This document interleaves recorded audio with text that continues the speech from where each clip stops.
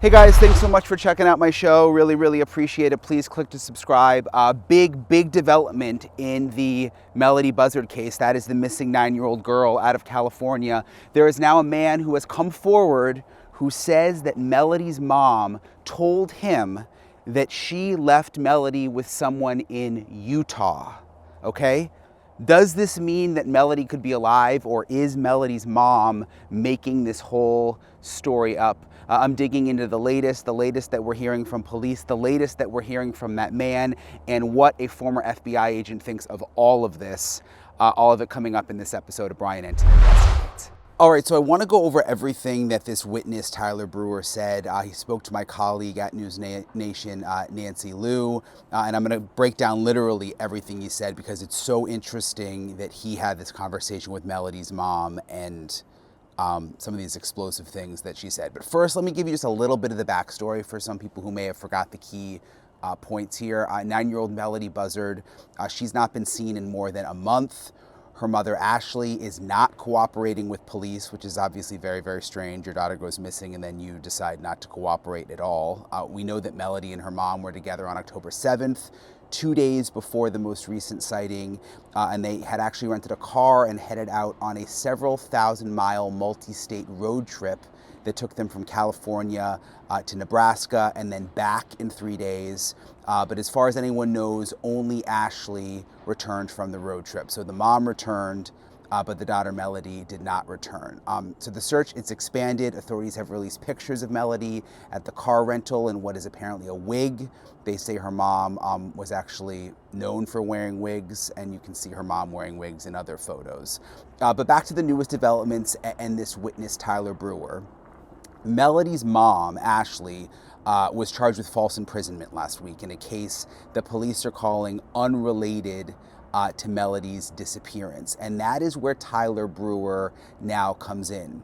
He is the victim in the false imprisonment case, okay? So he is the victim in this case that got Melodee's mom, Ashlee, arrested. And this is everything that he said. Brewer says that he's known Ashlee through a friend since 2014, that he's been coming over to Ashlee's house to check on her since this whole thing was publicized, meaning since Melodee went missing and this got in the news and that sort of thing. And he says that he was told by Ashlee where Melodee was dropped off and who she was left with, but he is not sharing the details of that. It appears he told police that, but he's not saying that part publicly. Again, that's a big deal.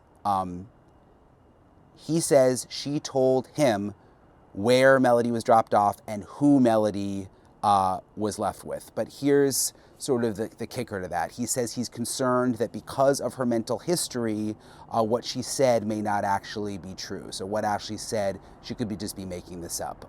He's not sure, he says.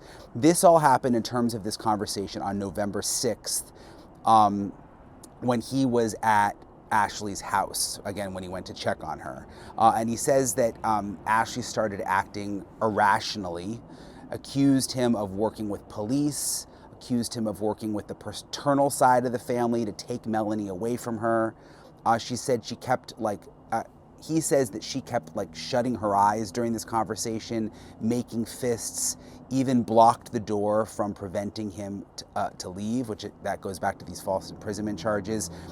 He says that she slammed the front door, slammed it shut, and actually engaged 4 locks. But Tyler says that she did eventually let him leave, and he says he went right to authorities, right to the police to report what happened. He says that she is a totally different person now from when they first met, going back to these mental issues that we've heard about her having. And he says that he's concerned about her well-being, and again, that they have been friends since 2011. So, yeah, I think it's 2011, so almost 10 years.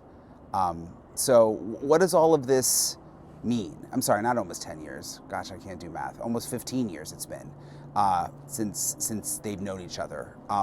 So they have a history there, this guy and Ashlee. So again, what does all of this mean? Is Ashlee telling the truth? Because if she is, then Melodee could potentially be alive, which would obviously be amazing.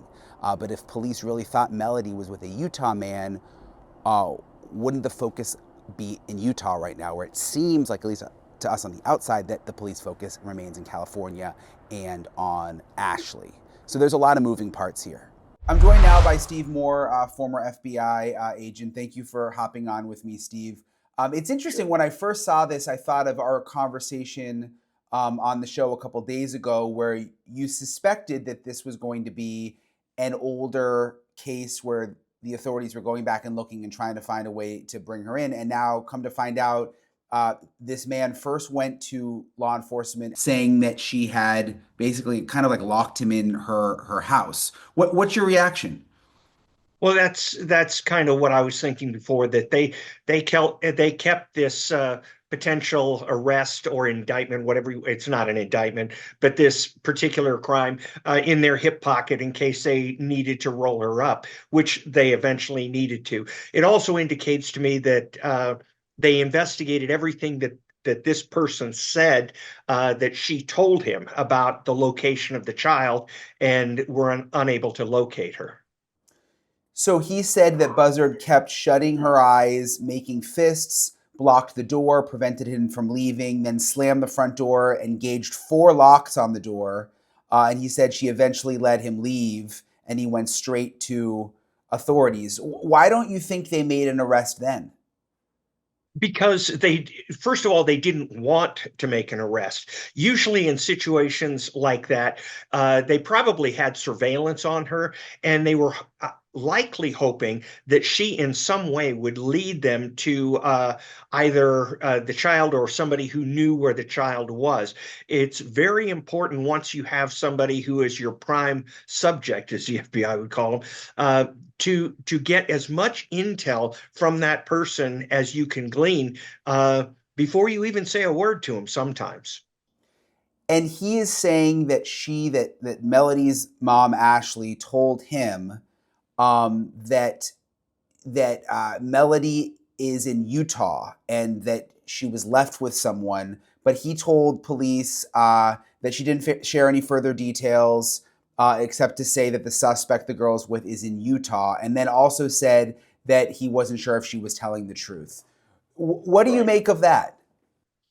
Well, she's certainly not going to tell somebody who could repeat what she's saying. She's not going to make a guilty utterance, basically, to this person and say something that would get her in trouble.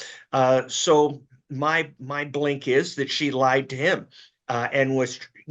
People go along and they're trying to make things up as they go along, and the lies eventually start conflicting because there's no real main central story that you've written, and there's no truth to it. I remember one person saying, if you tell the truth, you don't have to remember anything. And, she's probably trying to remember what she told to the last person.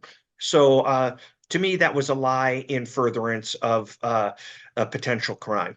Their focus seems to have been on her recently. It's not like we're hearing about a huge search in Utah and all sorts of police activity in Utah. Right. It makes me think, did they already go down this rabbit hole, and Melodee is not in Utah?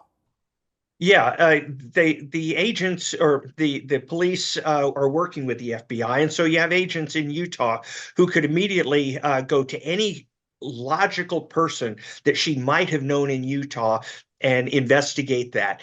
They also might have had by this time indications of what her route was through Utah, so they can do investigations there.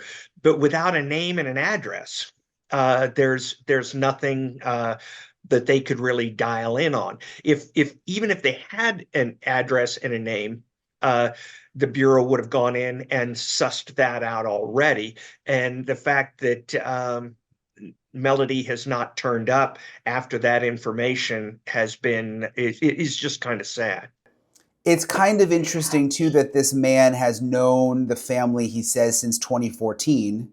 So that's 11 years. That's a long time. And Yes. yet he would go to the police and file this report after she locked him in the house. I mean, I'm just thinking, if you didn't suspect anything about this family friend, like, why would you be going to the police on a family friend who you've known for 11 years? That is that kind of strange? Yeah, I think you probably, the police were suspecting, maybe this guy was visiting her on the request of the paternal side of the family, trying to find out where Melodee was. And I think it's very likely that he probably was visiting her for that reason. It doesn't say that he was a daily visitor there. It's just all of a sudden he decides to visit her to see how is she doing.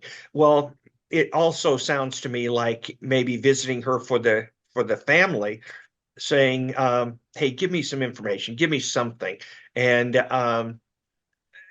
all he got was she's in Utah. And by the way, as sad as this sounds, that is an important piece of information because frequently when somebody and I'm not trying to make her guilty already, but if she is guilty of something heinous, people who are in that situation frequently use one little bit of truth in their lies so that they can at least keep things straight.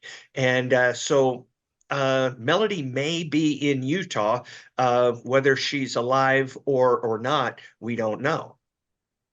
What do you think is going to happen now with the mom, Ashlee? Will she just stay in jail? Do you think she's going to start talking? Like, how do you think that part of this plays out?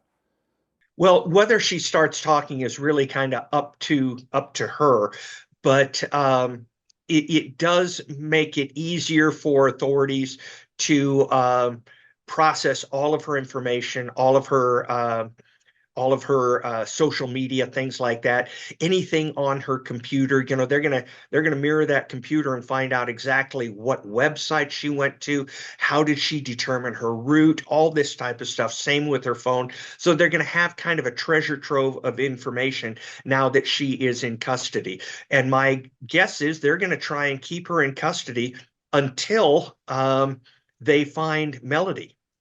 And regardless of whether Melodee's with us or not. And that's going to be their plan because they don't want her absconding. They don't want her destroying evidence, things like that.